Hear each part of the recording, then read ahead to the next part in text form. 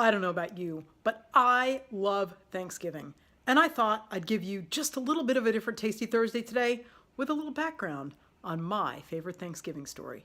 Hi, I'm Nica Waters, and welcome to Tasty Thursday. Yeah, Thanksgiving was a couple weeks ago. That's okay. This story still matters.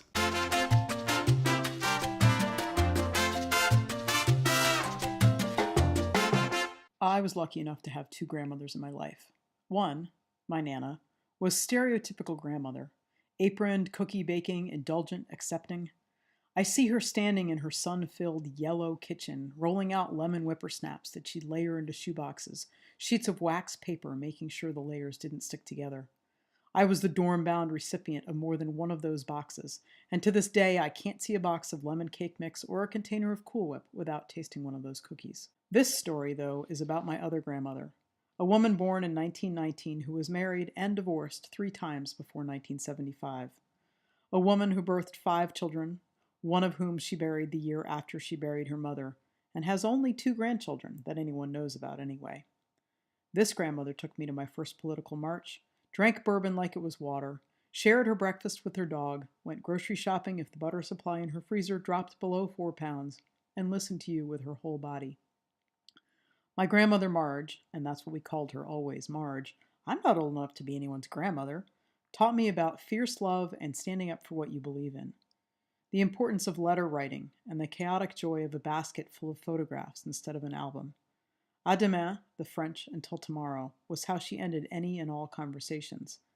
After all, won't we see each other in some tomorrow somewhere? Thanksgiving was Marge's favorite holiday. Better than Christmas by far, the object was family and food, not presents nobody needs and everybody worries about. She'd cast the invitation net far and wide, and the cast of characters around the table included immediate family and extended family and people who might as well have been family. Let me set the scene for one memorable Thanksgiving. Dorset, Vermont is as stereotypical a Norman Rockwell New England town as they come. There's a manufactured village green, ringed with marble curbs crafted from the quarry that's down the road, and complete with a flagpole that went to half-mast for a week when my great-grandmother died. There's an inn, a country store, sidewalks made from more of that local marble. Every house sits neatly back from the road, shaded with towering maples, painted white with dark shutters. It feels like a town where time has stood still, at least if you drive through it ogling the leaves. Marge's house is 2 down from the store, convenient for the "oh, I forgot to buy milk" moments that happen more than anyone wants to admit. There's a white picket fence and a doghouse in the backyard. Inside, the threadbare rugs handed down from my great-grandmother cover uneven wide-plank wood floors. A fire crackles in the living room. The kitchen, though, is where the activity is. Marge has been up since way before me, setting the kitchen table with bowls and silverware and cereal and English muffins, chopping onions and apples for stuffing. She's wearing an ironed white shirt and her pearl clip-on earrings, covered with a red apron that says "Chit Chat and Chew." Her perfume, Chanel No. 5, clashes a bit with the rich scent of roasting turkey.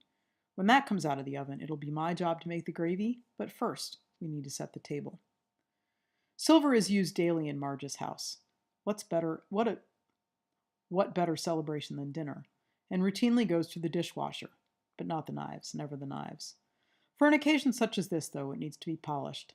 Off-white linen napkins, ironed and starched, replace the everyday cotton ones. Wooden place tags with names carved and blackened by pen, created by my Uncle Peter one long ago November and adorned over the years with mostly holiday-appropriate kid stickers, come out from the attic. All 3 leaves of the table are unearthed from the basement, cleaned off and put into place. There are tablecloths and pads to be found, ironed and fussed over until they drape perfectly. We gather every chair in the house and place it around the table, matching place settings with chairs against the guest list and place cards. Then the work comes of figuring out seating. Do we need the card tables? Yes. Almost always yes. Who sits where? Next to whom? Who's in the dining room? Who's in the living room? Are all of the glasses washed and dried so there are no specks on them? Is the extra china wiped clean of any dust? Marge goes back into the kitchen for more prepping, leaving me to the dining room details. Finally, it's all set. A full table in the dining room and an extra 2 card tables in the living room. There are forks and plates and glasses and napkins for all. I go around one more time, counting chairs and people. The guest list is 23. There are 24 chairs out. 24 places set. Did I miscount? Marge, we've got an extra place. She pauses from peeling potatoes and comes to check. A slow chuckle comes as she surveys the room. Go into my room and get a piece of poster board and a pen. I do, puzzled, and then watch as she block prints as neatly as she can. Dinner at 5, room for one more. She instructs me to pin it to the maple tree on the sidewalk closest to the store, and then goes back to her potatoes as if it were nothing special, as if everyone just invites strangers into their homes for a holiday dinner. I demand, Marge, I wish you were still here.